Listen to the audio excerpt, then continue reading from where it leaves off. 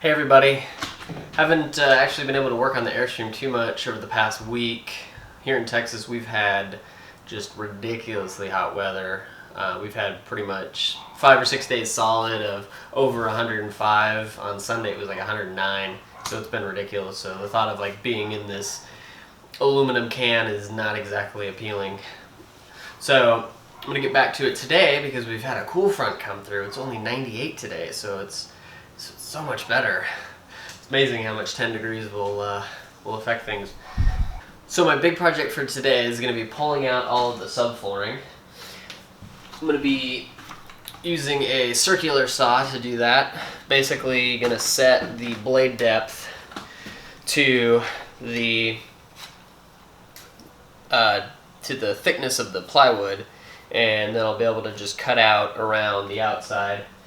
One of the things about the subfloor is it's actually sitting on top of the frame, and then you have the shell sitting on top of it sandwiching it, and that's actually the bolts and everything go through that. So for right now I'm just going to cut around the outside, leaving a little bit that, you know, probably about 2 inches of what is underneath the shell itself intact, so that I don't have to worry about pulling all the bolts and actually disconnecting the shell from the frame right now. That's going to be something that we're going to do a little bit further on down the road, but for right now I'm going to leave that part intact and just pull out kind of the middle, the main parts of the subfloor. I pulled out a little section over here, and I'm actually really happy with how the frame looks. I was really concerned that it was going to be just rusted and in a lot worse condition, but it actually doesn't look too bad. Okay, now so what you're going to want to do to get the subfloor cut out is with your circular saw, you want to open it up and you're going to set the depth of the saw. Pretty much all of these have an adjustment where you can set it to where the blade is, so you can see that better.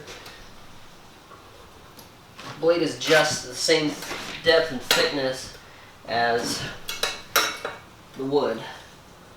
So right about there, and you want to go maybe even just a little shallow, just so you can avoid hitting your frame. That can really tear up the blade if you hit the frame. So you want to get it set, and then once you get it set, you're going to just start cutting around the outside, and then whatever. A lot of the bolts are so rusted in there, especially on this one. If you can get them out, then that's a little easier because they got to come out anyway. But what I ended up doing is just cutting the wood around it, so then you can just pull it up and then get those out later. It's just with how rusted in they are, it was pretty much impossible to get them out beforehand. So.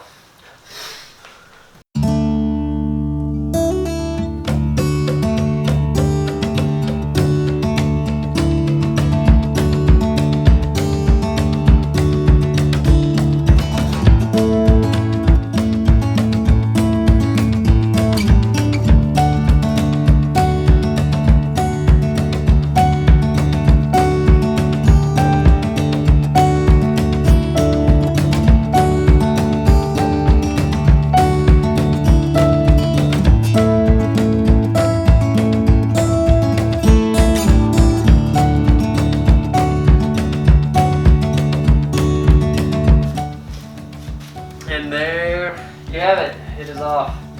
And as you can see, there was some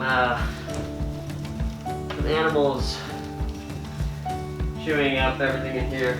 In fact, they gnawed a hole in the gray tank. That's fantastic. There's literally a giant hole.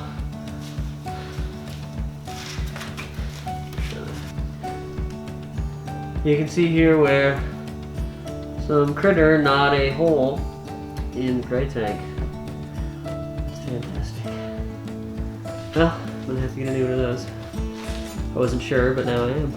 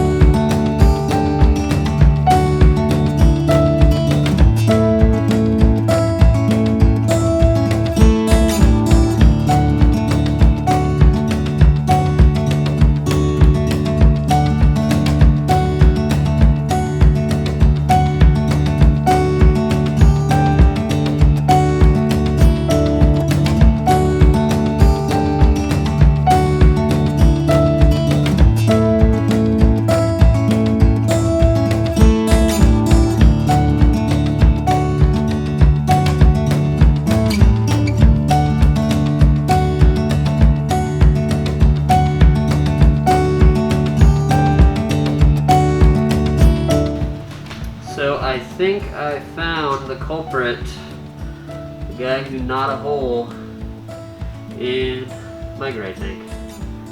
That's pretty disgusting. He's about 8 inches long. For reference, he's next to the circular saw, so that can give you an idea of just how big that rat was. That is pretty freaking disgusting.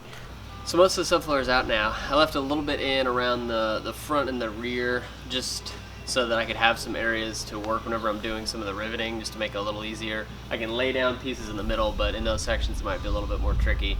I found that two problems with some of the holding tanks.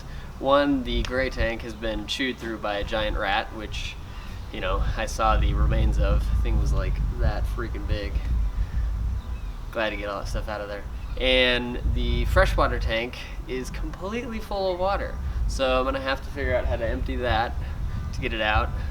Luckily, after getting most of the wood off, the frame looks phenomenal, which that was one of my big concerns with this.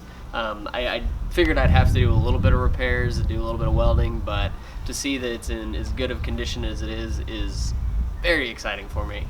That was going to be a big project, so it looks like somebody already did a little bit of work to it. I'm not 100% sure if from the factory, if they came with the center pieces. They may have, but it's all tubular, which normally is not standard with Airstreams. Usually they just all use C-channel, so I'm not 100% sure on that, but it definitely looks in great shape.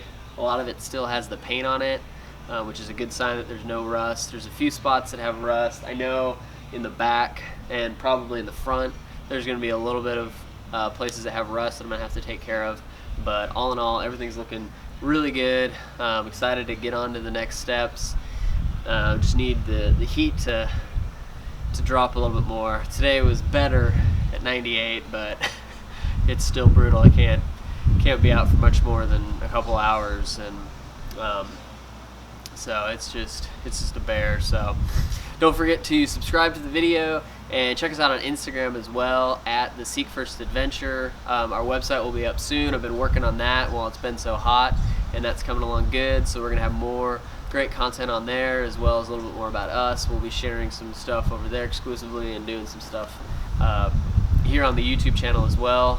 We got videos coming out every Friday, so keep an eye out for that, and have a great one.